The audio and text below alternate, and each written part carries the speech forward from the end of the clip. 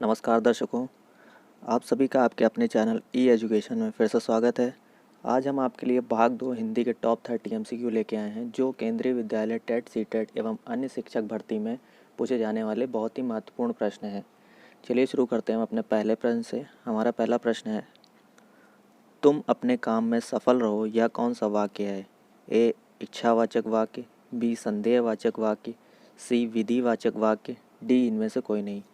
इसका option number A इच्छावाचक वाक्य। जैसा कि आप समझ ही रहे होंगे, तुम अपने काम में सफल रहो, ये किसी की इच्छा को दर्शा रहा है। मतलब वह अपने कार्य में सफल हो जाए या उसकी इच्छा पर डिपेंड करता है। तो इसका ऑप्शन नंबर ए इच्छावाचक वाक्य सही आंसर होगा। चलिए बढ़ते हैं अपने नेक्स्ट क्वेश्चन तरफ। रस भरा कौन सा तत्पुरुष समास है? ए कर्म तत्पुरुष, बी करण तत्पुरुष, सी संप्रदान तत्पुरुष, डी इनमें से कोई नहीं। इसका ऑप्शन नंबर बी करण तत्पुरुष ऑप्शन सही होगा। रस भरा का जब हम विच्छेद करेंगे तो आएगा रस से भरा। और जब हम पढ़ते हैं कर्ता ने कर्म को करण से के द्वारा संप्रदान के लिए अपादान से अलग होने के अर्थ में संबंध का की के अधिकरण में पर, तो हम जैसा कि सुना रस से भरा यानी कर्ता ने कर्म को करण से रस से करण में से आ रहा है, तो इसका मतलब ये करण तत्पुरुष होगा। चलिए बढ़ते हैं अपने नेक्स्ट क्वेश्चन की तरफ। हमारा नेक्स्ट क्वेश्चन है, स्वर्ग प्राप्त कौन सा तत्पुरुष समास है? ऑप्शन नंबर ए कर्म तत्पुरुष, ऑप्शन नंबर बी करण तत्पुरुष, ऑप्शन नंबर सी संप्रदान तत्पुरुष, ऑप्शन नंबर डी संबंध तत्पुरुष। इसका ऑप्शन नंबर ए कर्म तत्पुरुष। स्वर्ग प्राप्त मतलब स्वर्ग को प्राप्त, तो कर्ता ने कर्म को यहाँ पे आ रहा है और विच्छेद करने पे आ रहा है स्वर्ग को प्राप्त। दोनों तरफ तो को आ रहा है, इसका मतलब ये होगा कर्म तत्पुरुष। ये एक तरह की ट्रिक भी आप समझ सकते हैं समझने की। चलिए बढ़ते हैं नेक्स्ट क्वेश्चन की तरफ। यथा संभव कौन सा समास है? ए द्विगु समास, बी तत्पुरुष समास, सी अव्ययी भाव समास, डी कर्मधारय समास। तो चौथे का ऑप्शन नंबर सी अव्ययी भाव समास हो जाता है।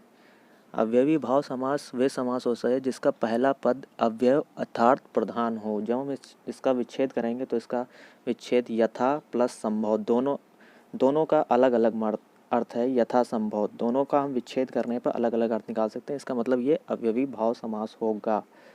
नेक्स्ट क्वेश्चन, वीणा पाणी कौन सा समास है? करण तत्पुरुष, बी कर्मधारय समास, सी बहुब्रीहि समास, डी द्वंद्व समास। तो इसका ऑप्शन नंबर सी बहुब्रीहि समास सही आंसर होगा। चलिए बढ़ते हैं अपने नेक्स्ट क्वेश्चन की तरफ। हमारा नेक्स्ट क्वेश्चन है, द्विअन्नी कौन सा समास है? ए अव्ययी भाव समास, बी कर्मधारय समास, सी बहुब्रीहि समास, डी द्विगु समास। तो इसका ऑप्शन नंबर डी द्विगु समास। द्विगु समास वे समास होते हैं जहाँ पे आपको संख्या दिख जाए, जैसे कि द्विअन्नी का मतलब होता है दो आने का सिक्का। दो आने का सिक्का इसमें संख्यावाचक आ रहा है। इसका मतलब इसकी ट्रिक ये है, जहाँ पे भी आपको संख्या दिख जाए वहाँ पे द्विगु समास होगा। तो इसका ऑप्शन नंबर डी सही आंसर है, द्विगु समास। चलिए बढ़ते हैं नेक्स्ट क्वेश्चन की तरफ। पदबंध कितने प्रकार के होते हैं? पदबंध को इंग्लिश में फ्रेज भी कहते हैं। तो ए 2, बी 3, सी 4, डी 5। इसका ऑप्शन नंबर बी 3 सही आंसर होगा। चलिए बढ़ते हैं अपने नेक्स्ट क्वेश्चन की तरफ। हमारा नेक्स्ट क्वेश्चन है, निम्नलिखित में से अशुद्ध शब्द क्या है? ए एकत्र, बी नीरस, सी मंत्रिमंडल, डी योगीराज। तो इसका ऑप्शन नंबर सी मंत्रिमंडल, जो कि गलत लिखा हुआ है। मंत्रिमंडल इस प्रकार नहीं बल्कि इस प्रकार लिखा जाता है, मंत्रिमंडल।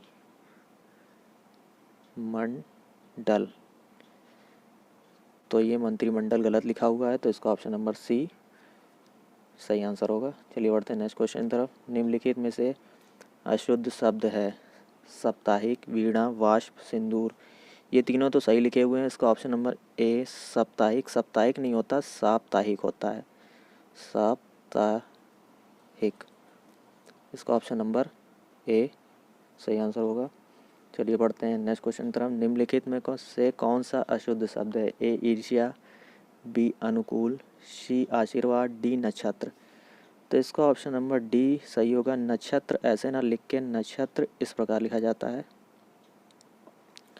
नक्षत्र अशुद्ध शब्द है। चलिए बढ़ते हैं अपने नेक्स्ट क्वेश्चन तरफ। निम्नलिखित में से आग का पर्यायवाची शब्द नहीं है। ए वायु सखा, बी हुताशन, सी विभा वसु, डी विपथगा। इसका ऑप्शन नंबर डी विपथगा आग का पर्यायवाची नहीं होगा, बाकी सब आग के पर्यायवाची होंगे। विपथगा होता है आपका नदी का पर्यायवाची, नदी, ना कि आग का। चलिए बढ़ते हैं अपने नेक्स्ट क्वेश्चन की तरफ। निम्नलिखित में से इच्छा का पर्यायवाची कौन सा होगा। ए लिप्सा, बी कामना, सी यातना, डी स्पृहा। इसका ऑप्शन नंबर सी सही आंसर होगा।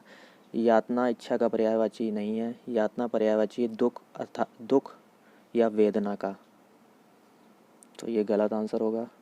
तो इसका ऑप्शन नंबर सी यातना सही आंसर होगा। चलिए बढ़ते हैं नेक्स्ट क्वेश्चन की तरफ। निम्नलिखित में से पानी का पर्यायवाची शब्द नहीं है।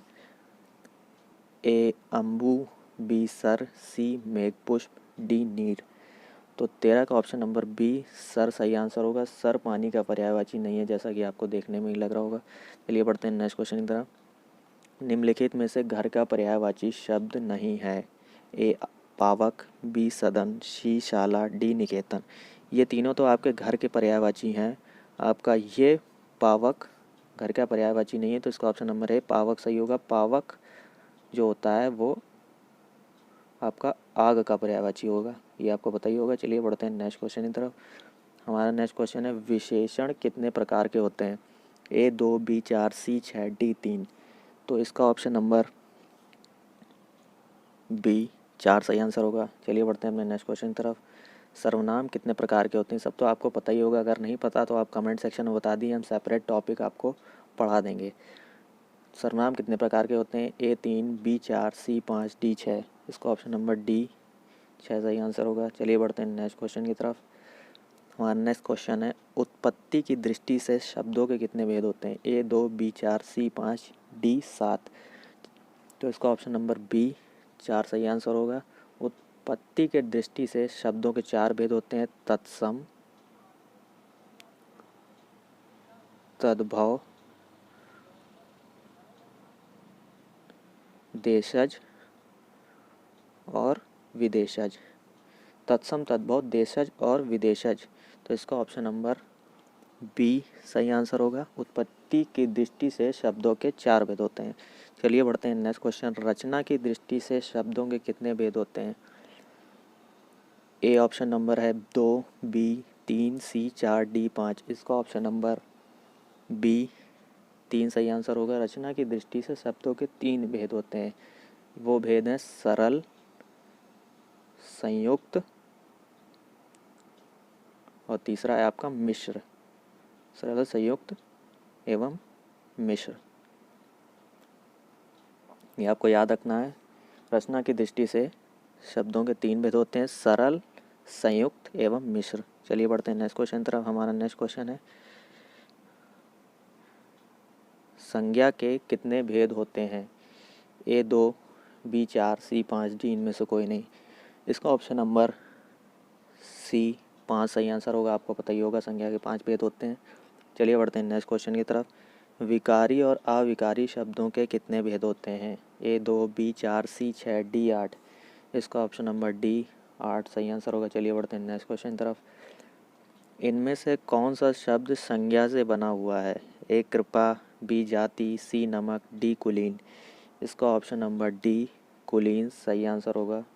चलिए बढ़ते हैं नेक्स्ट क्वेश्चन की तरफ। हमारा नेक्स्ट क्वेश्चन है यथा समय समास है। तत्पुरुष समास, अव्ययी भाव समास, सी कर्मधारय समास, डी बहुव्रीहि समास। तो इसका ऑप्शन नंबर 22 का बी सही ऑप्शन है। पीछे आया था यथा संभव, यथा संभव अव्ययी भाव समास था, उसी प्रकार है ये यथा समय, इसका भी आंसर अव्ययी भाव समास होगा। चलिए बढ़ते हैं नेक्स्ट क्वेश्चन तरफ। प्रत्येक, प्रत्येक कौन सा समास है। द्वंद्व, द्विगु, अव्ययी भाव, कर्मधारय। इसका ऑप्शन नंबर सी अव्ययी भाव समास होगा। प्रत्येक का विच्छेद करने पर प्रति प्लस एक आता है, तो पहला पद इसमें प्रधान होता है। जैसे प्रतिदिन में भी पहला पद प्रधान होता है, तो वो भी अव्ययी भाव समास होता है। वैसे ही प्रत्येक में भी प्रथम पद प्रधान होता है, तो ये अव्ययी भाव समास इसका आंसर होगा सी। चलिए बढ़ते हैं नेक्स्ट क्वेश्चन की तरफ। हमारा नेक्स्ट क्वेश्चन है, तिरंगा है कर्मधारय समास, बहुव्रीहि समास, सी द्वंद्व समास, डी इनमें से कोई नहीं। तो 24 का आंसर बी बहुव्रीहि समास होता है। बहुव्रीहि समास वो होता है जिसका अर्थ कुछ और निकले। तिरंगा मतलब 3 रंगों से जो बना हुआ होता है उसे तिरंगा कहते हैं। जैसे कि लंबोदर, लंबोदर का अर्थ होता है गणेश, गणेश जिसका लंबा हो उदर मतलब गणेश। मुरलीधर, मुरली धारण करने वाला यानी कि कृष्ण, अर्थ इसका कुछ अलग निकला है। वैसे ही तिरंगा 3 रंग का है जो उसे तिरंगा कहते हैं। इसका ऑप्शन नंबर सी बहुव्रीहि समास होगा। 25 कवि का स्त्रीलिंग है कवियत्री, कवियाणी, कवयित्री, डी इनमें से कोई नहीं। तो 25 का आपका आंसर होगा सी कवयित्री। चलिए बढ़ते हैं अपने नेक्स्ट क्वेश्चन की तरफ। हमारा नेक्स्ट क्वेश्चन है, सूर्य का स्त्रीलिंग रूप है सूर्याणी, सूरी, सूरा, सूर्या। तो 26 का option number D most important question है। यह आ सकता है, टफ क्वेश्चन भी है, आप लोग इसमें गलत कर सकते हैं। तो इसका ऑप्शन नंबर डी सूर्या सही आंसर होगा। सूर्य का स्त्रीलिंग होता है सूर्या। चलिए बढ़ते हैं नेक्स्ट क्वेश्चन तरफ। प्रश्न नंबर 27, पेड़ से फल गिरा इस वाक्य में से किस कारक की विभक्ति है? ए संबंध, बी अपादान, सी संप्रदान, डी अधिकरण। तो इसका आंसर होगा बी अपादान। अपादान, अपादान से, पेड़ से फल गिरा मतलब पेड़ से फल पृथक हो रहा है, अलग हो रहा है। तो अपादान से अलग होने के अर्थ में जब हम पढ़ते हैं तो अपादान से अलग होने के अर्थ में आता है यहाँ से पेड़ से फल अलग हो रहा है, गिर रहा है या पृथक हो रहा है, तो इसका मतलब अपादान सही आंसर होगा। नेक्स्ट क्वेश्चन है हमारा, वह कुल्हाड़ी से वृक्ष काटता है इस वाक्य में से किस कारक की विभक्ति है? ए अधिकरण, बी संप्रदान, सी करण, डी अपादान। तो इसका ऑप्शन नंबर सी करण सही आंसर होगा। कर्ता ने कर्म को करण से आ रहा है तो इसका मतलब यहाँ करण कारक होगा। चलिए बढ़ते हैं नेक्स्ट क्वेश्चन तरफ। प्रश्न नंबर 29, माँ ने बच्चे को सुलाया इस वाक्य में को किस कारक की विभक्ति है? कर्ता ने कर्म को कर्म के साथ को लगता है तो इसका मतलब ये, इसका ऑप्शन नंबर बी कर्म सही आंसर होगा। चलिए बढ़ते हैं अपने आखिरी क्वेश्चन की तरफ। अध्यापक शब्द का स्त्रीलिंग रूप है अध्यापिका, अध्यापकी, अध्यापका, अध्यापिकी। तो आप देख ही रहे होंगे इसका ऑप्शन नंबर ए ये सही लिखा हुआ है। अध्यापक का स्त्रीलिंग अध्यापिका होता है, बाकी सब गलत लिखे हुए हैं, वर्तनी इनकी गलत है, अशुद्ध शब्द हैं। आज का हमारा सेशन यहीं समाप्त होता है। आप हमारे चैनल को सब्सक्राइब कर लीजिए और फेसबुक पेज को फॉलो कर लीजिए। इस वीडियो का भाग 3 हम आपके लिए जल्दी लेके आएंगे। तब तक आप कमेंट में बताइए हमारा वीडियो आपको कैसा लगा। तब तक के लिए धन्यवाद।